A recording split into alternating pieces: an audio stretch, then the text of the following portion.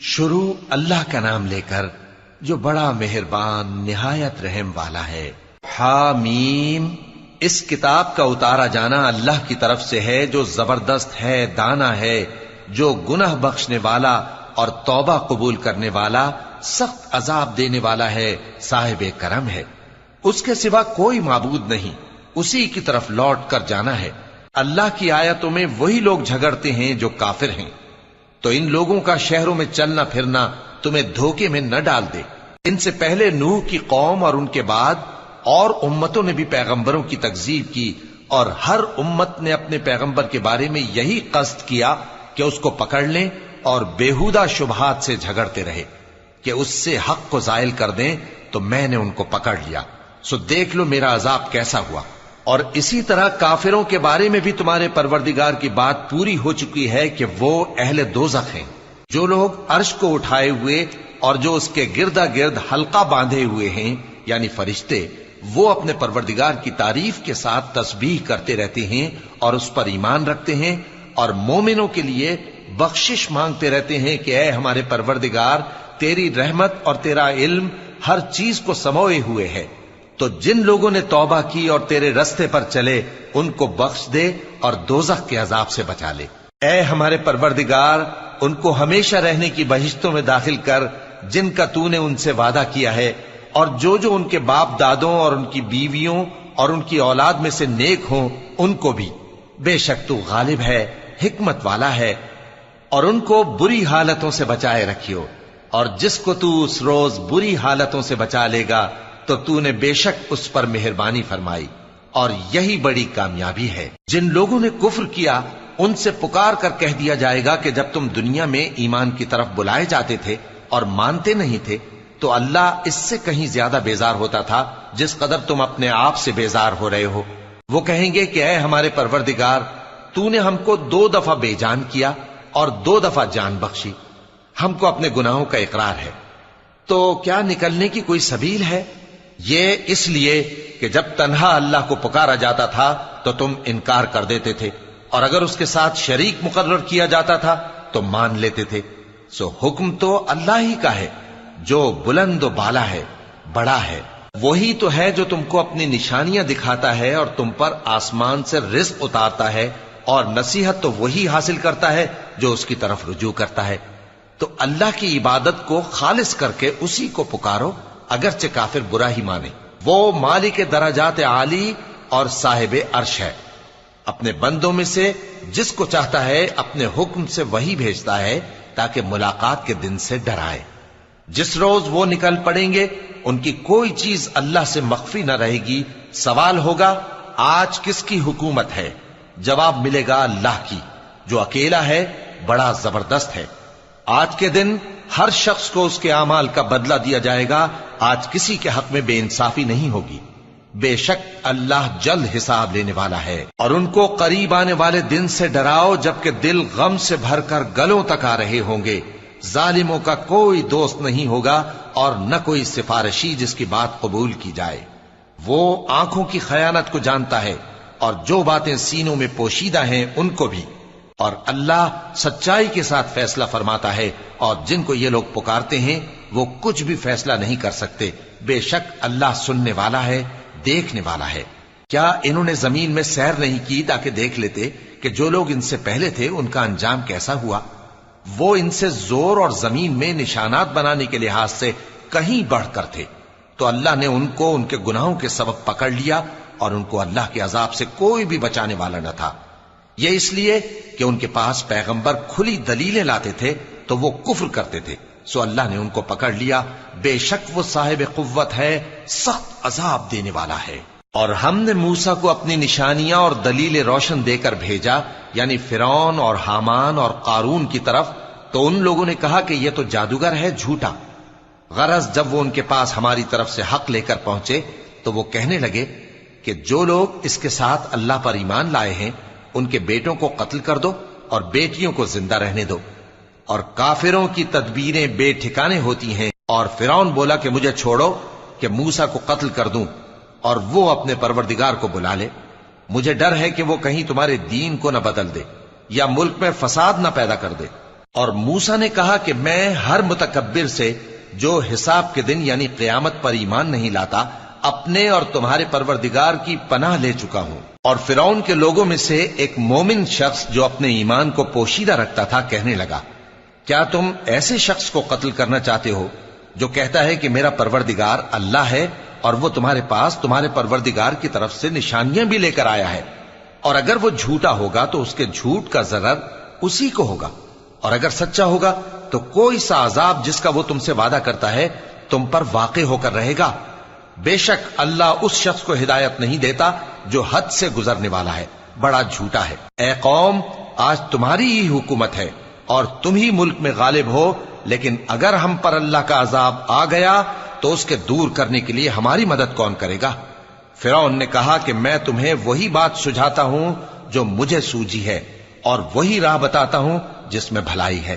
تو جو مومن تھا وہ کہنے لگا کہ اے قوم، مجھے تمہاری نسبت خوف ہے کہ تم پر دوسری امتوں کی طرح کے دن کا عذاب آ جائے، جیسے نوح کی قوم اور عاد اور سمود اور جو لوگ ان کے بعد آئے ہیں ان کے حال کی طرح تمہارا حال نہ ہو جائے، اور اللہ تو بندوں پر ظلم کرنا نہیں چاہتا۔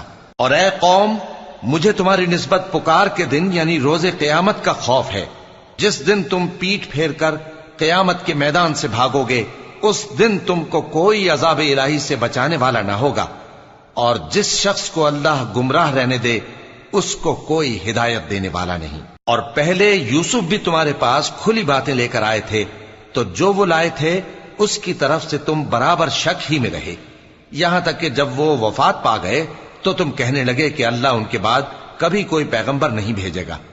اسی طرح اللہ اس شخص کو گمراہ رہنے دیتا ہے جو حد سے نکل جانے والا، شک کرنے والا ہو۔ جو لوگ بغیر اس کے کہ ان کے پاس کوئی دلیل آئی ہو اللہ کی آیتوں میں جھگڑتے ہیں، اللہ کے نزدیک اور مومنوں کے نزدیک جھگڑا سخت ناپسند ہے۔ اسی طرح اللہ ہر متکبر سرکش کے دل پر مہر لگا دیتا ہے۔ اور فرعون نے کہا کہ حامان، میرے لیے ایک محل بناؤ تاکہ میں اس پر چڑھ کر رستوں پر پہنچ جاؤں، یعنی آسمان کے رستوں پر، پھر موسیٰ کے معبود کو جھانک کر دیکھ لوں، اور میں تو اسے جھوٹا سمجھتا ہوں۔ اور اسی طرح فرعون کو اس کے اعمال بد اچھے معلوم ہوتے تھے اور وہ رستے سے روک دیا گیا تھا، اور فرعون کی تدبیر تو بیکار تھی۔ اور وہ شخص جو مومن تھا اس نے کہا کہ بھائیو، میرے پیچھے چلو، میں تمہیں بھلائی کا رستہ دکھاؤں گا۔ بھائیو، یہ دنیا کی زندگی چند روز فائدہ اٹھانے کی چیز ہے، اور جو آخرت ہے وہی ہمیشہ رہنے کا گھر ہے۔ جو برے کام کرے گا اس کو بدلہ بھی ویسا ہی ملے گا، اور جو نیک کام کرے گا، مرد ہو یا عورت، جبکہ وہ صاحب ایمان بھی ہو، تو ایسے لوگ بہشت میں داخل ہوں گے، وہاں ان کو بے حساب رزق ملے گا۔ اور اے قوم، میرا کیا حال ہے کہ میں تو تم کو نجات کی طرف بلاتا ہوں اور تم مجھے دوزخ کی آگ کی طرف بلاتے ہو۔ تم مجھے اس لیے بلاتے ہو کہ اللہ کے ساتھ کفر کروں اور اس چیز کو اس کا شریک مقرر کروں جس کا مجھے کچھ بھی علم نہیں، اور میں تم کو عزت و اقتدار والے، بخشنے والے معبود کی طرف بلاتا ہوں۔ سچ تو یہ ہے کہ جس چیز کی طرف تم مجھے بلاتے ہو اس کو دنیا اور آخرت میں بلانے کا کوئی فائدہ نہیں، اور ہم کو اللہ کی طرف لوٹنا ہے، اور حد سے نکل جانے والے ہی دوزخی ہیں۔ جو بات میں تم سے کہتا ہوں تم اسے آگے چل کر یاد کرو گے، اور میں اپنا معاملہ اللہ کے سپرد کرتا ہوں، بے شک اللہ بندوں کو دیکھنے والا ہے۔ غرض اللہ نے اس کو ان لوگوں کی تدبیروں کی برائیوں سے محفوظ رکھا، اور فرعون والوں کو برے عذاب نے آ گھیرا، یعنی آتش جہنم کے صبح و شام اس کے سامنے پیش کیے جاتے ہیں، اور جس روز قیامت برپا ہوگی حکم ہوگا کہ فرعون والوں کو سخت عذاب میں داخل کرو۔ اور جب وہ دوزخ میں جھگڑیں گے تو غریب لوگ بڑے آدمیوں سے کہیں گے کہ ہم تو تمہارے تابع تھے، تو کیا تم دوزخ کے عذاب کا کچھ حصہ ہم سے دور کر سکتے ہو؟ بڑے آدمی کہیں گے کہ تم بھی اور ہم بھی سب دوزخ میں ہیں، اللہ بندوں میں فیصلہ کر چکا ہے۔ اور جو لوگ آگ میں جل رہے ہوں گے وہ دوزخ کے داروغوں سے کہیں گے کہ اپنے پروردگار سے پکار کر کہو کہ وہ ایک روز تو ہم سے تھوڑا سا عذاب ہلکا کر دے۔ وہ کہیں گے کہ کیا تمہارے پاس تمہارے پیغمبر نشانیاں لے کر نہیں آئے تھے؟ دوزخی کہیں گے کیوں نہیں؟ تو وہ کہیں گے کہ تم ہی پکار لو، اور کافروں کی پکار اس روز بیکار ہوگی۔ ہم اپنے پیغمبروں کی اور جو لوگ ایمان لائے ہیں ان کی दुनिया की जिंदगी में भी मदद करते हैं और जिस दिन गवाह खड़े होंगे यानी क़यामत को भी, जिस दिन जालिमों को उनकी माजरत कुछ फायदा न देगी और उनके लिए लानत और उनके लिए बुरा घर है। और हमने मूसा को हिदायत की किताब दी और बनी इसराइल को इस किताब का वारिस बनाया, जो अक्ल वालों के लिए हिदायत और नसीहत थी। लिहाजा सब्र करो, बेशक अल्लाह का वादा सच्चा है, और अपनी कोताही के लिए मुआफी मांगो और सुबह शाम अपने परवरदिगार की तारीफ के साथ तस्बीह करते रहो। जो लोग बगैर किसी दलील के जो उनके पास आई हो अल्लाह की आयतों में झगड़ते हैं, उनके दिलों में और कुछ नहीं, ऐसी बड़ाई है जिसको वो पहुंचने वाले नहीं। तो अल्लाह की पनाह मांगो, बेशक वो सुनने वाला है, देखने वाला है। आसमानों और जमीन का पैदा करना लोगों के पैदा करने की निस्बत बड़ा काम है, लेकिन अक्सर लोग नहीं जानते। और अंधा और आंख वाला बराबर नहीं, और न ईमान लाने वाले नेकूकार और न बदकार बराबर हैं। हकीकत यह है कि तुम बहुत कम गौर करते हो। क़यामत तो आने वाली है, उसके आने में कुछ शक नहीं, लेकिन अक्सर लोग ईमान नहीं रखते। और तुम्हारे परवरदिगार ने फरमाया है कि तुम मुझसे दुआ करो, मैं तुम्हारी दुआ कबूल करूंगा। जो लोग मेरी इबादत से अजराह तकब्बुर कतराते हैं, अनकरीब जहन्नम में जलील होकर दाखिल होंगे। अल्लाह ही तो है जिसने तुम्हारे लिए रात बनाई कि उसमें आराम करो, और दिन को रोशन बनाया कि उसमें काम करो। बेशक अल्लाह लोगों पर फजल करने वाला है, लेकिन अक्सर लोग शुक्र नहीं करते।